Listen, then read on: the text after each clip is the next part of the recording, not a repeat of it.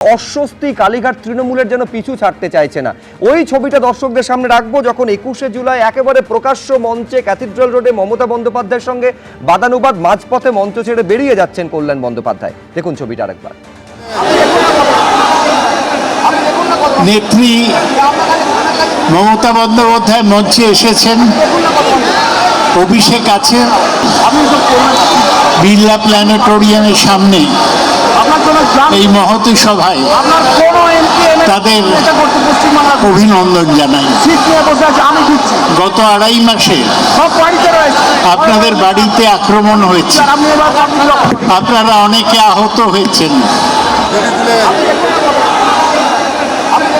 নেত্রী নিঃসন্দেহে 21শে জুলাইয়ের দিন প্রকাশ্যে কল্যাণ বন্দ্যোপাধ্যায় বলছেন পাবলিকলি তাকে হিউমিলিয়েট করেছেন, সকলের সামনে তাকে অপমান করেছেন মমতা বন্দ্যোপাধ্যায়। আর 21শে জুলাইয়ের পর আজকে দেখা যাচ্ছে সেই 21শে জুলাইয়ের জন্য আদালতের নির্দেশ অমান্যের কারণে শতপ্রণোদিত এফআইআর রুজু করছে হেস্টিংস থানা। কতটা অস্বস্তিতে এই মুহূর্তে কালীঘাট তৃণমূল? প্রদীপদা, দেখুন, তৃণমূল কংগ্রেস বা কালীঘাট তৃণমূল কংগ্রেস অস্বস্তিতেই রয়েছে এবং অস্বস্তিতেই থাকতে চলেছে। তার কারণ আমার মনে হয় হাইকোর্টের একটা কড়া বার্তা দেওয়া উচিত নেক্সট কোনো হিয়ারিংয়ে, যে এই ধরনের যে তারা নির্দেশ দিয়েছে এবং নির্দেশ অমান্য হয়েছে, পরবর্তীতে এই অনুমতি দেওয়ার ক্ষেত্রে তারা কিন্তু অনেকটা বিবেচনা করবেন আরও বেশি করে।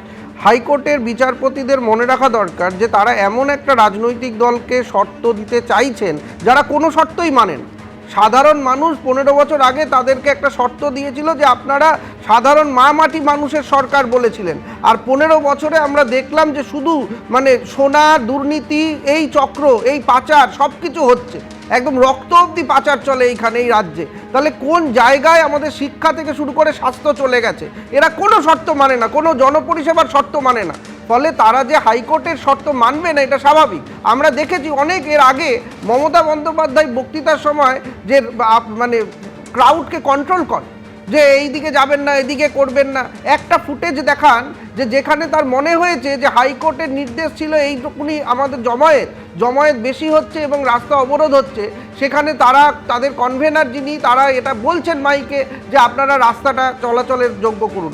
ওই দিনকে ওই রাস্তায় আমার নিজেরও অভিজ্ঞতা আছে যে ওই জাদুঘর ভারতীয় ইন্ডিয়ান মিউজিয়াম থেকে ভিক্টোরিয়া মেমোরিয়াল 10-15 মিনিট ধরে যানবাহন পুরো স্তব্ধ, অনেকক্ষণ ধরে এগোচ্ছে না।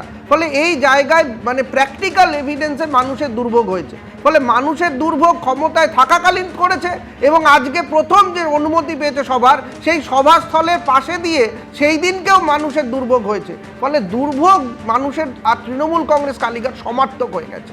ফলে এই জায়গায় হাইকোর্টের কাছে আগামী দিনে অনুমতি যখন চাইবে তখন তাদের কিন্তু আরো কড়াভাবে তাদেরকে অনুমতি দিতে হবে, অনেকগুলো শর্ত আরো চাপাতে হবে। এবিপি আনন্দ, এগিয়ে থাকে, এগিয়ে রাখে।